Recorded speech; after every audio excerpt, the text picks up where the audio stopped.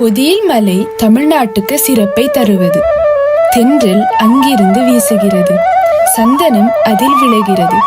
அதனை சார்ந்து திருக்குற்றாலம், பாவநாசம் எனும் அழகிய இடங்கள் இருக்கின்றன. அங்கே ஆய்க்குடி என்பது ஓரூர். அதை ஆய்க்குடி என்றும் இப்போது சொல்கிறார்கள். ஆய் என்ற வள்ளல் வாழ்ந்திருந்த இடம் அது.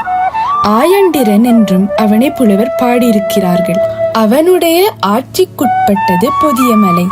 அக்காலத்தில் அம்மலையில் யானைகள் மிகுதியாக இருந்தன. ஆதலில் ஆய் பல யானைகளை பிடித்து வந்து பழக்கினான். ஆண் யானைகளை போருக்கு ஏற்றபடியும் பெண் யானைகளை வாகனமாக பயன்படுத்துவதற்கு ஏற்ற வகையிலும் பழகச் செய்தான். அவனுடைய ஆணை பந்தியில் 100 யானைகளுக்கு குறைவாக என்றும் இருந்ததில்லை.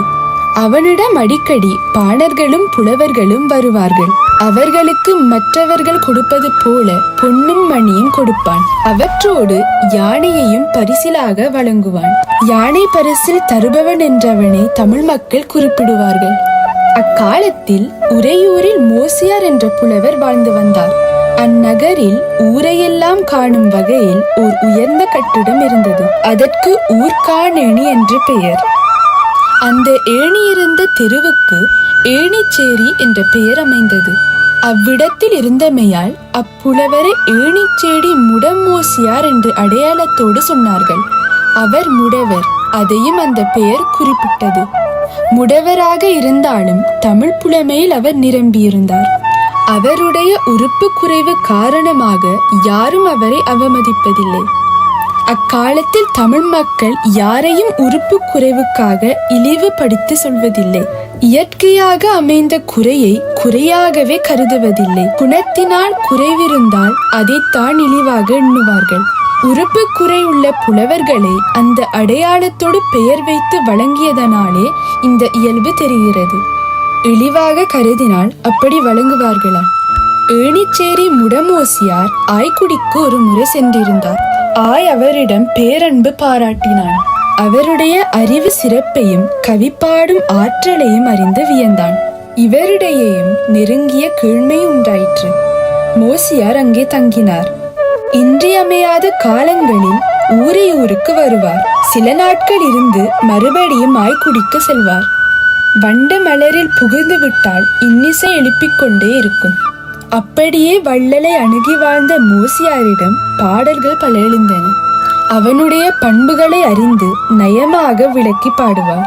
ஒரு பாட்டில் வடக்கே இமயம் இருக்கிறது, அதனோடு ஒத்த பெருமையுடையதாக தெற்கே ஆய்க்குடி இருக்கிறது, அது இல்லையானால் இந்த உலகம் பிறழ்ந்துவிடும் என்று பாடினார்.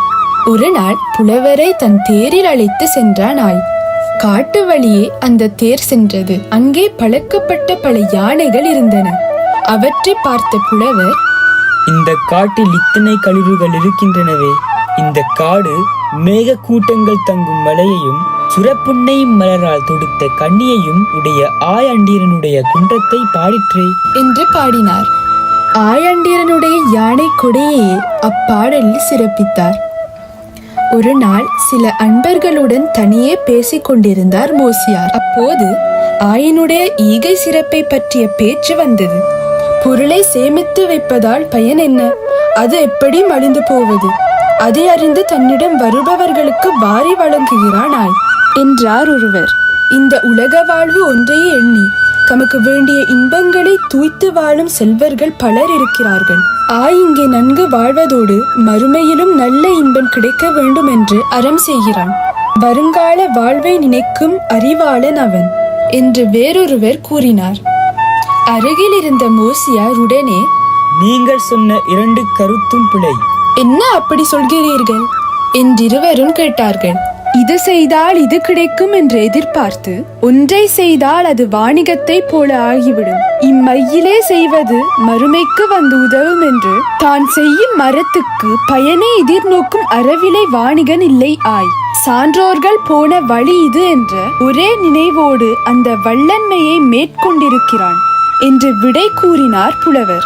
பிறகு அந்த கருத்தையே பாடலாக பாடினார். ஆயண்டியனுடைய நாடு வளம் படைத்த நாடு. கொங்கு நாட்டில் இருந்த சில வேளிர் அந்நாட்டின் ஒரு பகுதியாவது தங்கள் உரிமையாக்கி கொள்ள வேண்டும் என்று எண்ணினர். அவர்களிடம் வேட்படையை உடைய வீரர்கள் பலர் இருந்தனர். அவர்களோடு ஒரு முறை சேர நாட்டு வழியே வந்து படையெடுத்தனர்.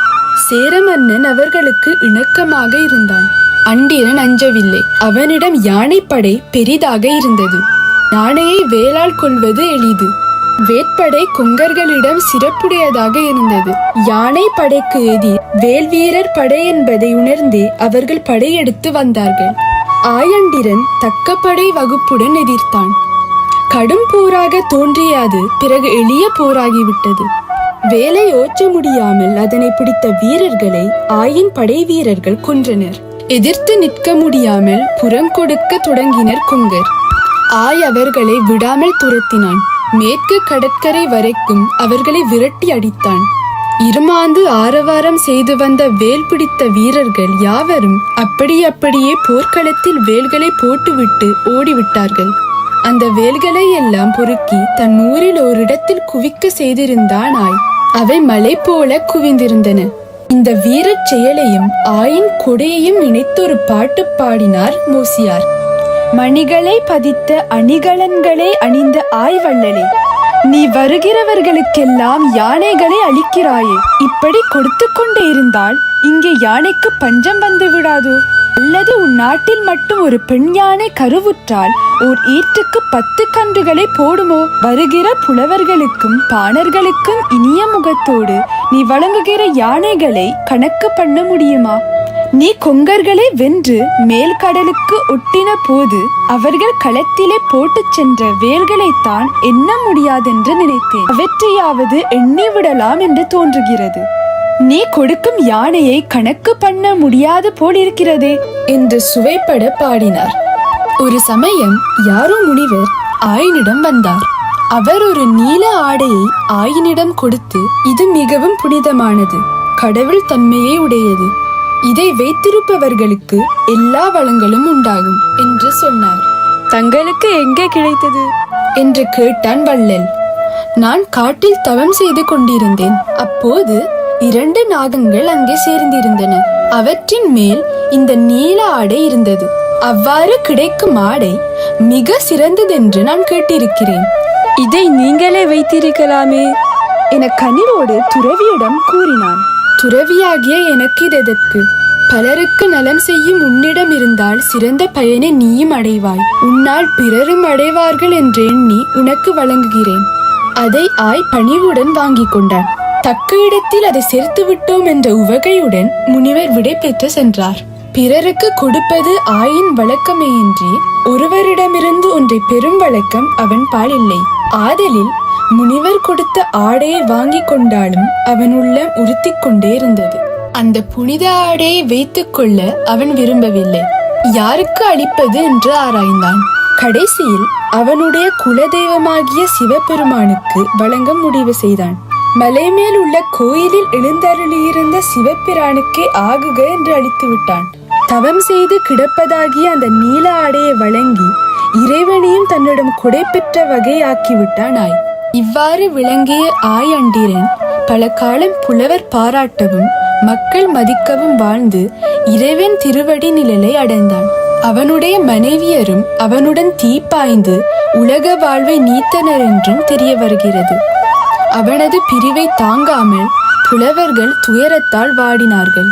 பாடும் புலவர்களுக்கு குதிரையும் களிரும் தேரும் நாடும் ஊரும் வழங்குவதில் சிறிதும் சளையாத ஆய் இன்று தன் மனைவியரோடு காலனெனும் கண்ணில்லாத கொடியவன் செலுத்த மேலோர் உலகத்தை அடைந்தான். அவனுடல் மறைந்தது. அவனால் நலம் பெற்ற புலவர்கள் தம் சுற்றத்தோடு பசியினால் வாடி பிறருடைய நாடுகளை நோக்கி புறப்பட்டு விட்டார்கள் என்று குட்டுவன் கீரனார் என்ற புலவர் பாடினார். முடமோசியார் இப்போது அளவில்லை. துயரம் எல்லைக்கு மிஞ்சி போய்விட்டது அவருக்கு. ஆதலில் பித்து பிடித்தவர் போல் ஆனார். அதோ கேளுங்கள், உங்கள் காதில் அந்த ஒளி விழவில்லையா? இந்திரனுடைய அரண்மனையில் முரசு முழங்குகிறது. ஆயண்டிரன் வருகிறான் என்று வச்சிரை படையுடைய இந்திரன் வாழும் நகரத்தில் அவனை வரவேற்க ஏற்பாடு நடைபெறுகிறது. வானத்தில் அந்த ஒளிதான் கேட்கிறது என்று